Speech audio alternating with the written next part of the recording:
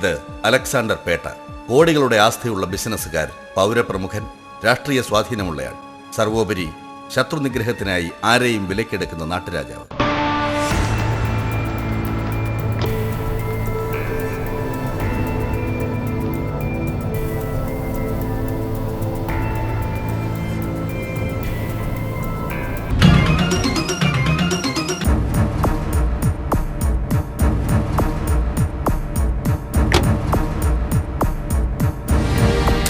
ഇത് അലക്സാണ്ടർ പേട്ടയുടെ മകൻ വില്യം പേട്ട, അച്ഛനെ വാർത്തെടുത്ത മകൻ.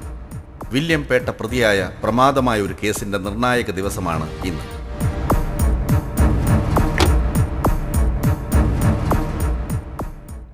പ്രതീക്ഷയുണ്ടോ കുര്യച്ച? അത്ഭുതങ്ങൾ സംഭവിക്കാമല്ലോ. അതുകൊണ്ട് പ്രതീക്ഷ കൈവിട്ടിട്ടില്ല. കേസ് ജയിക്കണമെങ്കിൽ തെളിവുകൾ നമുക്ക് അനുകൂലമാവണം. ഇവിടെ അതില്ലല്ലോ. അപ്പോൾ കേസ് ജയിക്കാൻ മറ്റു പല മാർഗവും തേടേണ്ടി വരും. സാർ, അലക്സാണ്ടർ മുതലാളി വന്നിട്ടുണ്ട്. ആ, എന്നാ ശരി, ഞാൻ വരട്ടെ. ശരി.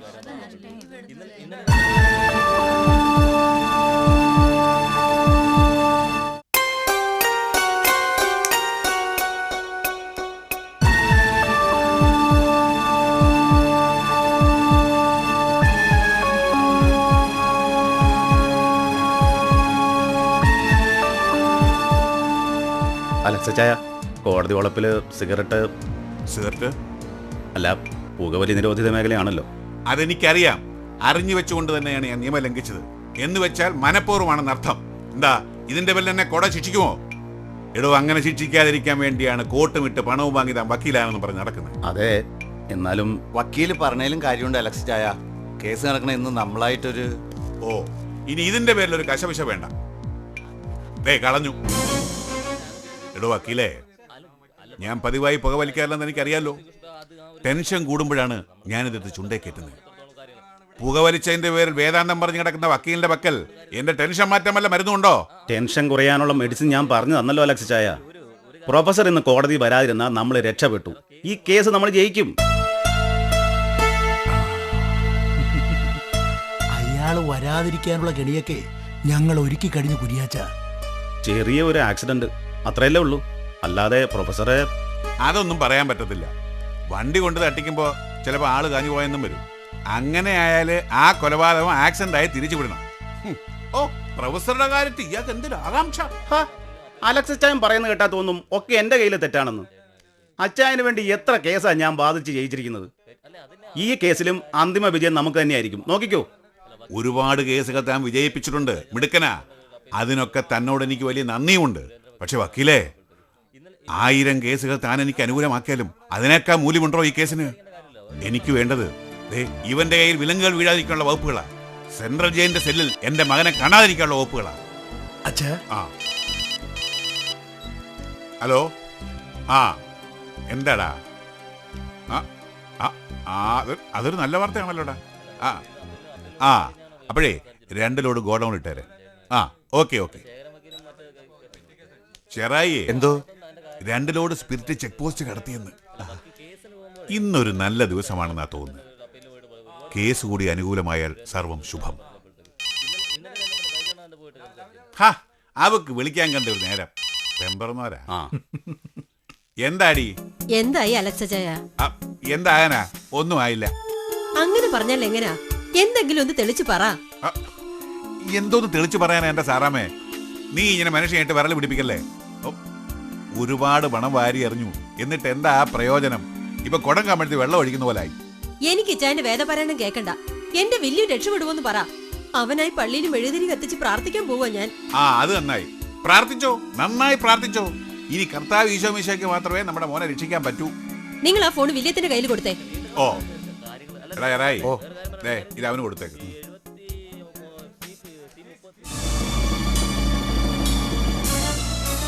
പറമി, നിനക്ക് പേടിയുണ്ടോടാ മോനെ? എന്തിന്? ഞാൻ ആരെ പേടിക്കാനോ മമ്മി? മമ്മി വെറുതെ ഡാഡിയെ വട്ടളക്കാതെ അവിടെ ഞാൻ അടങ്ങിയിരിക്കും. എനിക്കൊന്നും സംഭവിക്കില്ല. സംഭവിക്കരുതെന്ന എന്റെ പ്രാർത്ഥന.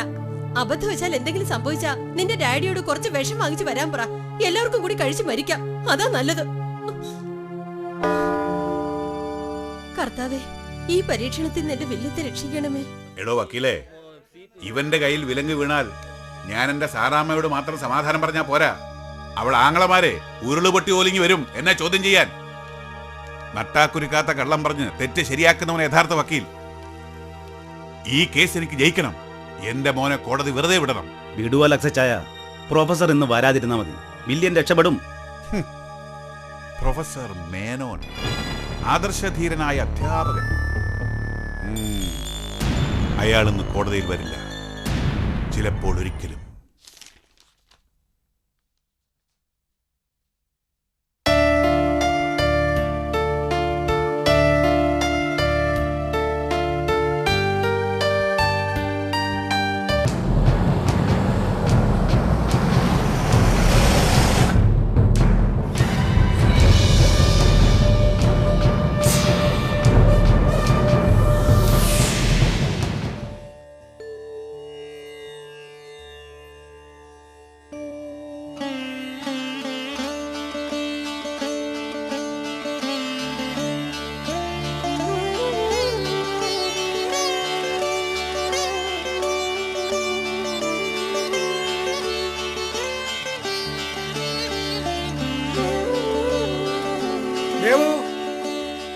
എന്താ ഒന്നും വന്നേ.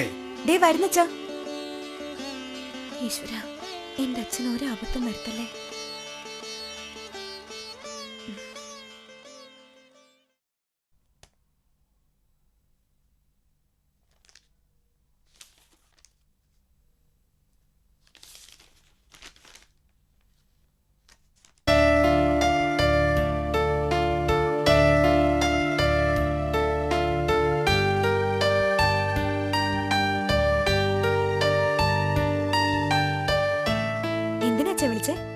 ആ, എന്റെ ഷർട്ട് എവിടെ മോളെ? ഇതാ ഇപ്പൊ നന്നായത്.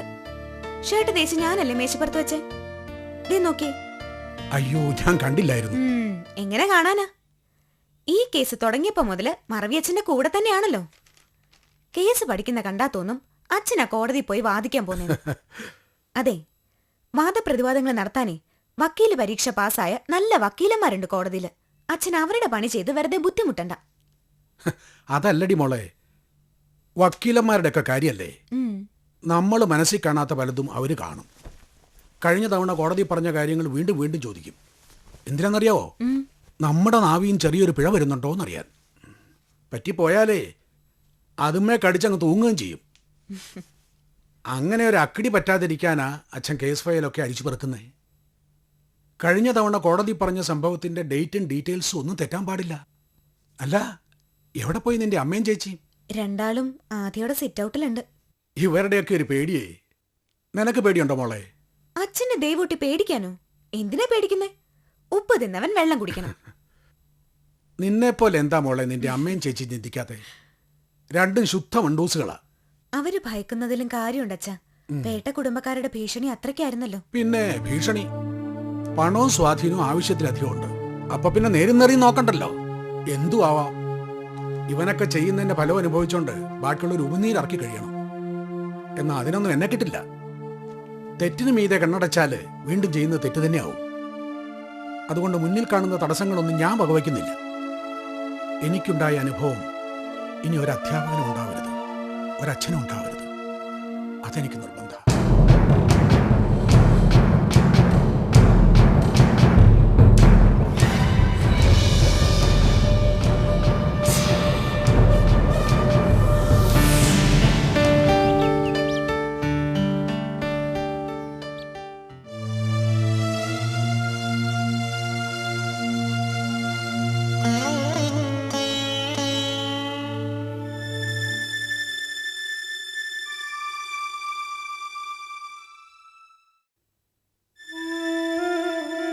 ഇത് എന്തൊരിപ്പാ രണ്ടാളുടെയും?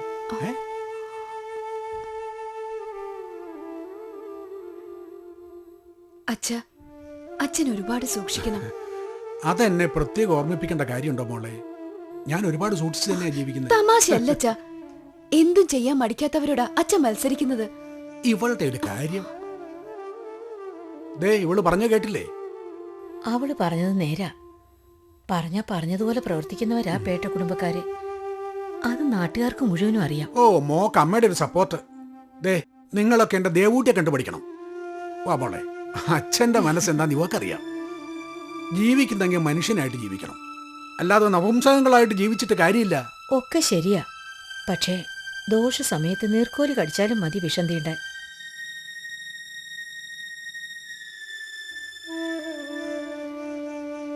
അച്ഛൻ തന്നെ ഒന്ന് ആലോചിച്ച് നോക്കിയേ. ഈ കേസിന് സാക്ഷികളായി ഞങ്ങൾ 2 മക്കളെ കൂടാതെ വേറെ എത്രയെത്ര പേരുണ്ടായിരുന്നു, അധ്യാപകരും വിദ്യാർത്ഥികളുമായിട്ട്. ആരെങ്കിലും സാക്ഷി പറയാനായിട്ട് കോടതിയിൽ വന്നോ?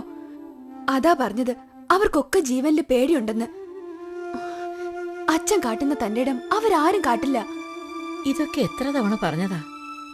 ദൈവത്തിന് മുമ്പിൽ നേർച്ചയും വഴിപാടുമായിട്ട് കഴിയാ ബാക്കിയുള്ളവര്. എടോ, ഇപ്പൊ എന്റെ ദൈവം കോടതിയാ. തന്റെ നേർച്ചയും വഴിപാടും ഫലിക്കുകയാണെങ്കിൽ ആ ദൈവം എന്നോടൊപ്പം ഉണ്ടാവും, എനിക്കുറപ്പാ.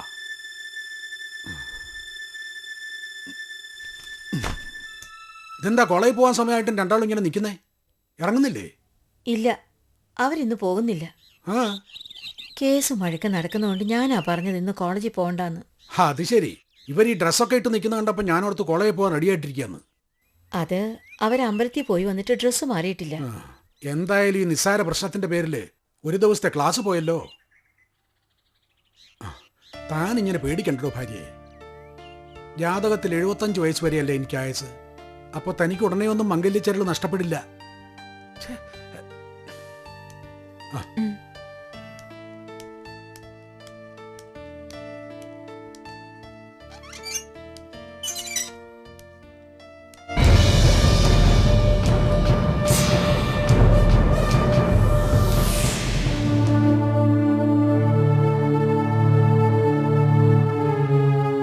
അച്ഛന് തുണയായി മുകുന്ദമാമ കൂടെ പോവാമ്മേ. പോകാന്നാ പറഞ്ഞത്. മിക്കവാറും ബസ് സ്റ്റോപ്പിൽ മുന്നേറ്റുണ്ടാവും.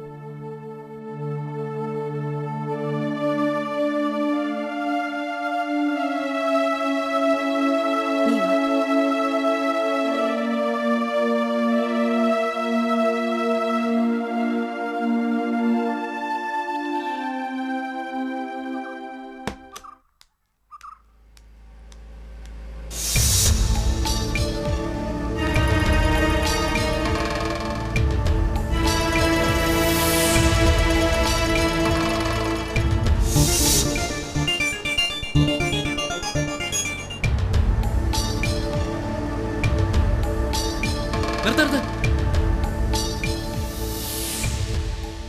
അത് മുതലാളിയുടെ വണ്ടിയല്ലേ? അതെ. നമസ്കാരം. സാറാമ്മ ചെടുത്തി എവരെന്താ ഇപ്പൊ ഇവിടെ? സാറിന് എന്നെ മനസ്സിലായോ? മനസ്സിലായി കാണില്ല. ഞാൻ സാറാമ്മ, വില്യത്തിന്റെ അമ്മയാ. ഓ, മകന് വേണ്ടി വാദിക്കാനും ഭീഷണി മുഴക്കാനും ഒക്കെ വന്നത് വില്യത്തിന്റെ അപ്പനാ. അയാളെ എനിക്കറിയൂ. പലതവണ ആലോചിച്ചതാ മാഷിനെ വന്നൊന്ന് കാണാൻ. പിന്നെ ഒരു പേടി. ന്യായം സാറിന്റെ ഭാഗത്താണല്ലോ, അപ്പൊ എന്തു പറഞ്ഞാ കാണുക. എന്നാലും കോടതി കേസെടുക്കുന്ന ലാസ്റ്റ് ഡേറ്റ് അല്ലയോ ഇന്ന്. അതാലോചിച്ചപ്പോ എന്തോ ഒരു അങ്കലാപ്പ്. സ്വന്തം മകന് ശിക്ഷ കിട്ടുമെന്നറിയുമ്പോ ഏതമ്മയ്ക്ക് ചങ്ക് പിടയാത്തു. കൂടുതൽ മുഖവര വേണ്ട. സാറാമ്മയ്ക്ക് ഇപ്പൊ എന്താ ആവശ്യം? കുഞ്ഞുനാള് മുതലേ വില്യത്തിന് എടുത്തുചാട്ടം ഇത്തിരി കൂടുതലാ. മൂക്കിന്റെ തുമ്പത്ത് അവന്റെ ദേഷ്യം. കുട്ടികളല്ലേ സാറേ, ഈ പ്രാവശ്യത്തേക്ക് മാപ്പാക്കണം. ദയവേത് സാറ് കോടതിയിൽ അവനെതിരെ മൊഴി കൊടുക്കരുത്. അലക്സാണ്ടർ ആവശ്യപ്പെട്ടത് തന്നെയാ നിങ്ങളുടെ ആവശ്യം. ഇതിന് അയക്ക് കൊടുത്ത അതേ മറുപടി എന്റെ പക്കലുള്ളൂ, അല്ലാതെ പുതുതായിട്ടൊന്നുമില്ല. അങ്ങനെ പറയരുത് സാറേ, എന്റെ വലിയ പാവാ. എല്ലാ മക്കളും അവരവരുടെ മാതാപിതാക്കൾക്ക് പാവാ. പക്ഷെ നിങ്ങളുടെ മകൻ നിങ്ങൾക്ക് മാത്രമേ പാവായിട്ടുള്ളൂ. ബാക്കിയുള്ളവർക്കൊക്കെ അവനൊരു പേടി സ്വപ്നമാണ്. മറ്റുള്ളവരെ പേടിപ്പിച്ച് അവൻ ജേതാവായി നടക്കുമ്പോൾ ഒരിക്കലെങ്കിലും ആ ജേതാവൊന്ന് പേടിക്കണ്ടേ? അതുകൊണ്ട് അവന് കിട്ടേണ്ട ശിക്ഷ കിട്ടണം. അത് വാങ്ങി കൊടുക്കും ഞാൻ. കുറച്ചുനാൾ ജയിലിൽ കിടക്കുമ്പോൾ അവന്റെ സ്വഭാവം മാറുമെന്ന് എന്റെ വിശ്വാസം.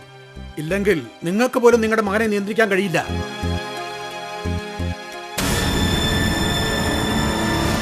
എടോ മേനോനെ, പേട്ട കുടുംബക്കാര് നീർക്കുമിളകളാണെന്ന് കരുതരുത്. എന്റെ മോൻ ശിക്ഷിക്കപ്പെട്ടാൽ തനിക്കും തന്റെ കുടുംബത്തിനും സ്വസ്ഥത തരില്ല ഞങ്ങള്. ഒരിക്കലും തരില്ല, ഓർത്തോ.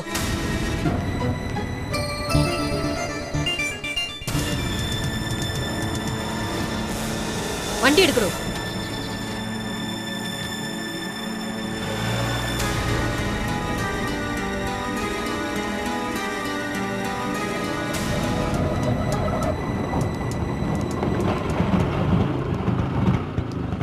ആരാടോ അത്? അതാ വില്യത്തിന്റെ അമ്മയാ. മകന് വക്കാലത്ത് പറയാൻ വന്നതാ. ചേട്ടൻ എന്താ ഇപ്പൊ വന്നേ? തൻ്റെ ഭാര്യയ്ക്ക് ഒരേ നിർബന്ധം, ഞാൻ കൂടെ തൻ്റെ കൂടെ കോടതി വരണമെന്ന്. പറഞ്ഞില്ലേലും ഞാൻ വരും, അത് വേറെ കാര്യം. എന്നാ പിന്നെ സമയങ്ങളുണ്ട ബഗറ്. ആ വണ്ടി വിടെ. ഇയാളെ കാലനും വേണ്ടെന്നാ തോന്നുന്ന നാശം പിടിക്കാൻ. ഇനി എന്ത് ചെയ്യും സിബി? ഒരാളെ മുറിപ്പെടുത്താനേ പറഞ്ഞിട്ടുള്ളൂ, അതിനുള്ള അഡ്വാൻസേ തന്നിട്ടുള്ളൂ. തൽക്കാലം പണി പൊളിഞ്ഞു. ഏതായാലും നീ വണ്ടി എടുക്കും.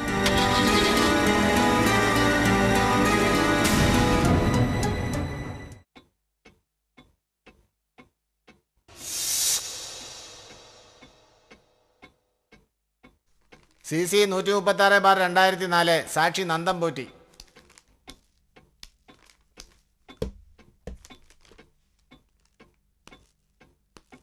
കൊല്ലപ്പെട്ട ആൾ താങ്കളുടെ ആരാണ്? അമ്മാവൻ. അമ്മാവൻ കൊല്ലപ്പെട്ട ദിവസം താങ്കൾ എന്തിനാണ് ആ വീട്ടിൽ പോയത്?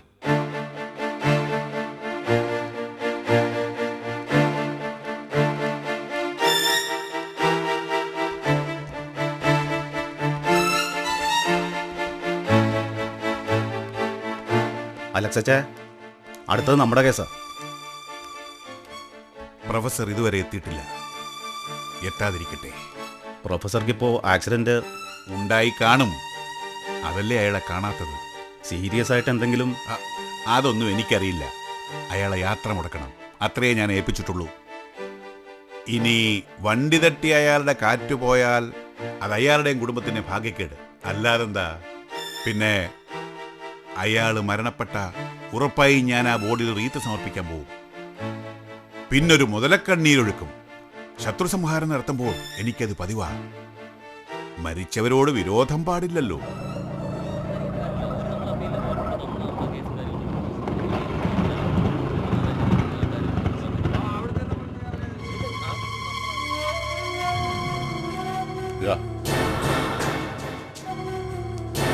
വാടോ.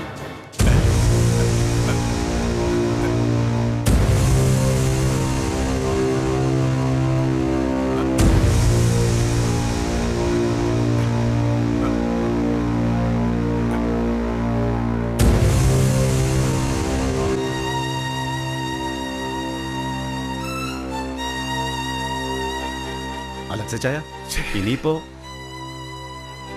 എവിടെയോ എന്തോ പാടിയല്ലോ. അവസാന ശ്രമമെന്നോണം അലക്സച്ചായനൊന്ന് മോനും ചെല്ലേ.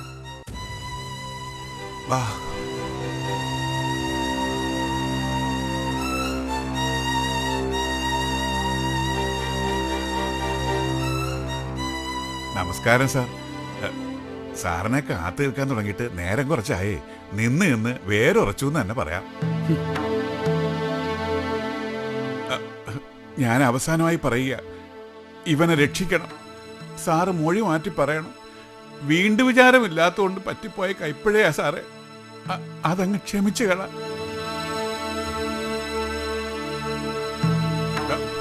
അവന്റെ നിൽപ്പ് കണ്ടില്ലേ? നോക്കിക്കാതെ പോയി ക്ഷമ ചോദിക്കടാ. വേണ്ട, കോടതിക്ക് മുമ്പിൽ ഒരു സീൻ ഉണ്ടാക്കണ്ട. ക്ഷമിക്കേണ്ട തെറ്റുകൾ കണ്ടാൽ ക്ഷമിക്കാൻ എനിക്കറിയാം, ക്ഷമിച്ചിട്ടുമുണ്ട്. അത്തരത്തിലൊരു തെറ്റാണോ ഇയാൾ ചെയ്തത്? ആണോടോ?